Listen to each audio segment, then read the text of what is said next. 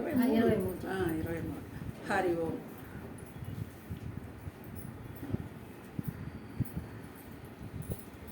సదాశివసమారంభం శంకరాచార్యమధ్యమం అస్మదాచార్యపర్యంతం వందే గురుపరంపరాం.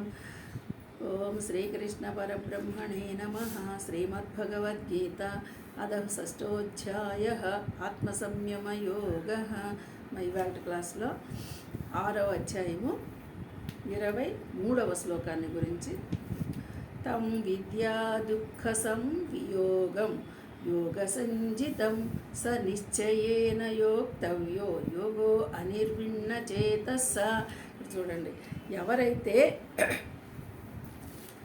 దుఃఖ సంయోగము వియోగము దుఃఖరూప సంసార బంధముల నుండి విముక్తిని కలిగించు.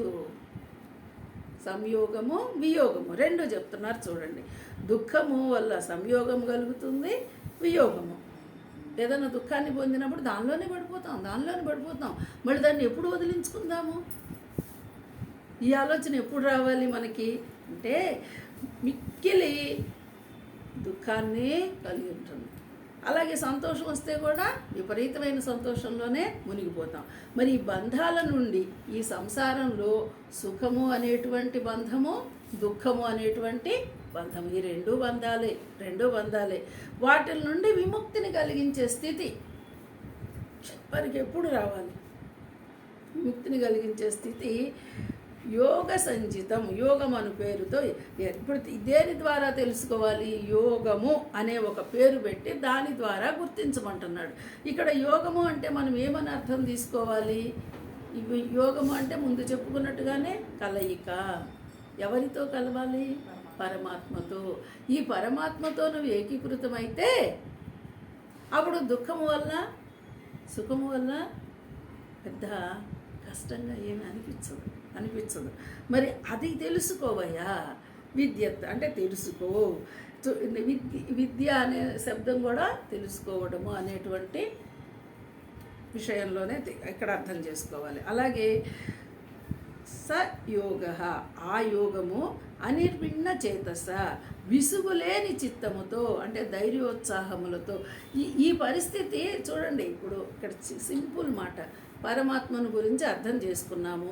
పరమాత్మ నాలోనే ఉన్న చైతన్యమే పరమాత్మ, ఇదే బ్రహ్మస్వరూపము. ఈ బ్రహ్మస్వరూపంలో నేను స్థిరముగా ఉన్నాను.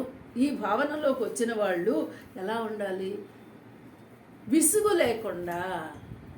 ఇప్పుడు మనకేమవుతుంది? మామూలుగా కొంచెం సేపు ధ్యానం అంటారు, కొంచెం సేపు యోగం అంటారు, కొంచెం సేపు స్వాధ్యాయం అంటారు. ఇవన్నీ రకరకాలుగా మార్చి చేస్తున్నాము. ఎందుకు చేస్తున్నాము? మన మనసు అక్కడ పూర్తిగా సంలగ్నం కావటంలా వేరు వాటి మీదకి వెళ్ళిపోతుంది. సో ఇక్కడ యోగం చేస్తే మనసు కుదుటపడిద్దేమో, ధ్యానం చేస్తే మనసు కుదుటపడిద్దేమో, జపం చేస్తే కుదుటపడిద్దేమో అని రకరకాలు. పోనీ ఈ రకరకాలుగా చేసేవన్నీ కూడా దేనికి ఉపయోగపడాలి? నీ మనసు స్థిరత్వానికి రావడం కోసమే ఉపయోగపడాలి. మనసు స్థిరత్వానికి వస్తే నీకు శాంతి కలుగుతుంది. ఆ స్థిరత్వం రానంతకి నీకు శాంతి లేదు అని కదా మనకు అర్థమవుతుంది. అలాంటి యోగము ఇప్పుడు నేను పరమాత్మని అనేటువంటి భావన, ఆ యోగము నీలో ఇప్పుడు మనము ఆ నిశ్శబ్ద స్థితిలో నువ్వు ఉండగలిగితే అదే యోగము.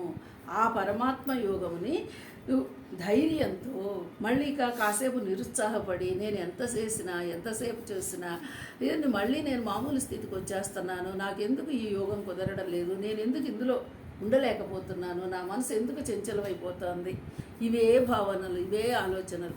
ఆ చంచలత్వానికి ఫుల్ స్టాప్ పెట్టగలిగినప్పుడే ధైర్యంగా మళ్ళీ ప్రయత్నించి. అది చూడండి, ఒక చిన్న విషయం చెప్తారు. ఒక సాధువు దారంట పోతూ ఉంటాడు, అక్కడ నది ఒడ్డున నడుస్తూ ఉంటాడు. అక్కడ ఒక చిన్న తేలు, అది సరే దీన్ని నీళ్ళల్లో పడుతూ, సరే దీన్ని పైకి తీద్దాం, అదే చేతిలో కళ్ళు కడుక్కుందామని దిగాడు. ఆవిడ తేలు కనిపించింది, అది నీళ్ళల్లో పడుతుంది, పైకి తీద్దామని ప్రయత్నించాడు, అది కుట్టింది. కుట్టంగానే ఆటోమేటిక్గా జారి పడిపోద్ది కదా, ఇది ఇస్తాం కదా నొప్పికి, మళ్ళీ తీస్తున్నాడు, అది మళ్ళీ పక్కన నుంచున్న మనబోటాడు చూసి ఏమయ్యా నీకు పిచ్చా అన్నిసార్లు కొడతా అంటే మళ్ళీ ఎందుకు తీస్తున్నావు అని అంటాడు. అంటే పుట్టడము దాని నైజము, రక్షించడము నా నైజము, నా స్వభావము. మనిషిగా ఎదుటి ప్రాణిని రక్షించడం నా స్వభావము, పుట్టడము దాని నైజము, దాని సహజత్వము. అంటే మరి ఇప్పుడు ఈ మనసుకి చంచలత్వం అనేది సహజత్వం, కానీ దాని స్థిరత్వానికి తీసుకురావాలి, తీసుకొచ్చారు, ప్రయత్నించాలి. ప్రయత్నించిన వాడు అప్పుడు అధైర్యంగా ఉత్సాహంతో ఆ మనసుని నిలబెట్టగలగాలి, ఆ నిశ్చలంగా సాధన చేయగలగాలి. ఆ నిశ్చల తత్వాన్ని అది అది వెళ్తానే అంటుంది, కానీ దాన్ని సరైన స్థానంలో కూర్చోబెట్టగలగాలి. అది ఎప్పటికి వస్తుందయ్యా? విసుగు పుడితే వస్తుందా? నాకు ఇన్ని రోజులకి రాలేదంటే వస్తుందా? నీ ప్రయత్నము మనకి రాలేదు అంటే మన ప్రయత్నం లోపం ఉన్నది అని ఇంకా మనం అర్థం చేసుకోవాలి. ఇక్కడ గురువుగారు చెప్పడం లోపం కాదు, శాస్త్రంలో అసత్యం లేదు, మనలోనే ఇంకా ఇంకా తెలుసుకోవాలనేటువంటి, అంటే మనల్ని మనం అర్థం చేసుకుంటే, మనల్ని మనం తెలుసుకున్నప్పుడు నేను ఎక్కడ దారి తప్పుతున్నాను, ఎందుకు నాకు ఆ నిశ్చలత రాలేదు అని నీ లోపలికి నువ్వు ఆలోచించుకోగలిగితే ఆ స్థిరత్వం నీకు దొరుకుతుంది. ఎక్కడ నేను డిస్టర్బ్ అవుతున్నాను, ఏ విషయాల వైపు నా మనసు పరిగెత్తుతుంది, ఆ విషయాల వైపు కాదు, వాటిని అన్నీ అలాగే ఉంటాయి, నేను వాటిని ఏమీ మార్చలేను. మరి అన్ని పరమాత్మ భావనతోనే నేను అంత సర్వాంతర్యామి, అంతటా వ్యాపించి ఉన్నాడు కదా, మరి అలాంటి వాడితోనే ఇట్లాంటి ఆలోచనతో, అలాంటి సత్సంగంతో, అలాంటి శాస్త్రానుభవంతో మనసుని నిశ్చల స్థితికి తీసుకురాగలగాలి. అప్పుడు అలాంటి వాళ్ళు నిశ్చలంగానే ఉండగలరు. హరి ఓం. 8 నిమిషాలు వచ్చింది. పర్వాలేదు, దానిలో 1 నిమిషం దీనిలోకి వచ్చిందా?